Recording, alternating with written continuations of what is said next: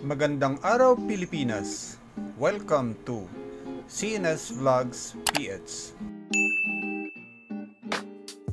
Mga katropa, ating alamin, ano nga ba ang kwento ng baryang ito? Sino nga ba si Melchora Aquino? 5 sentimo, Republika ng Pilipinas, Melchora Aquino. At ang likod, ang bagong lipunan, Bangko Sentral ng Pilipinas, 1949. Binansagang Tandang Sora si Melchora Aquino bilang pagkilala sa kanyang paglilingkod at pagkakanlong sa mga kababayan noong himagsikang Pilipino, taong 1876.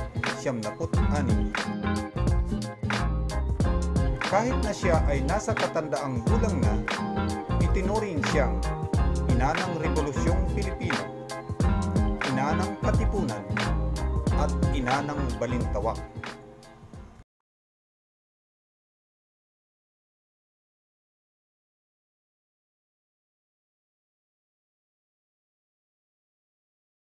Isinilang siya sa Balintawak noong ika-6 ng Enero, 1812. Anak nina Juan at Valentina Aquino, pawang mga maralita. Sa kanyang pagtigulang, kinasal siya kay Fulgencio Ramos, isang kabesa del barrio. Nagsilang siya ng 6 na anak. Pumanaw si Ramos noong 7 taon pa lamang ang kanilang bunso. Kahit nag-iisang magulang, naging abala si Melchora Aquino sa mga pista, binyag at kasal bilang hermana mayor.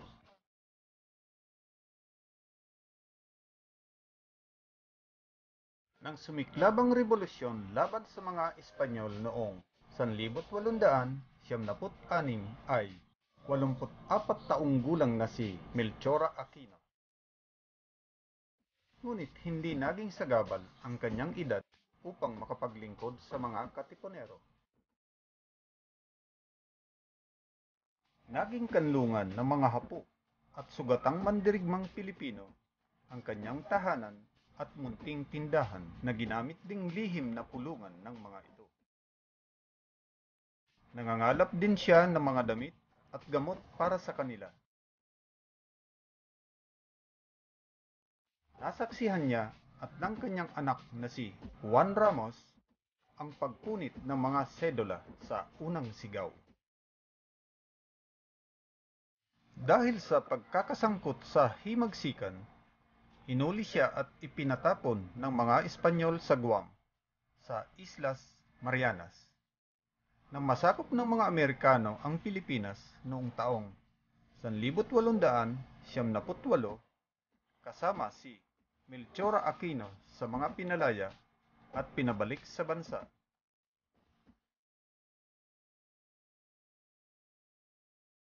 Namatay siya noong ika-2 ng Marso, 1911 dahil sa katandaan at inilibing sa sarili niyang bakuran na ngayon ay bahagi na ng Himlayang Pilipino Memorial Park. Ipinangalan sa kanya ang isang distrito, isang barangay, at isang pangunahing daan ng lungsod Quezon.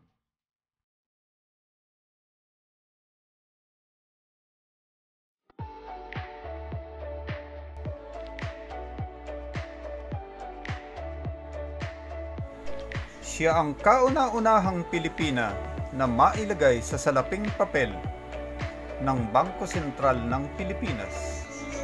100 pisong papel mula 1951 hanggang 1966. Lumabas din siya sa 5 sentimong barya mula 1967 hanggang 1972.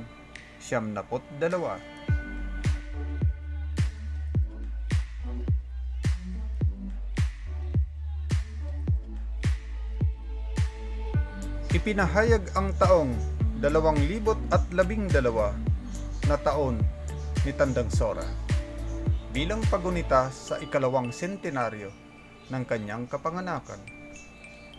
Inilipat ang mga labi ni Melchor Aquino mula sa himlayang Pilipino patungo sa pambansang dambana ni Tandang Sora sa Banlat Road, Barangay Tandang Sora, Lungsod, Quezon.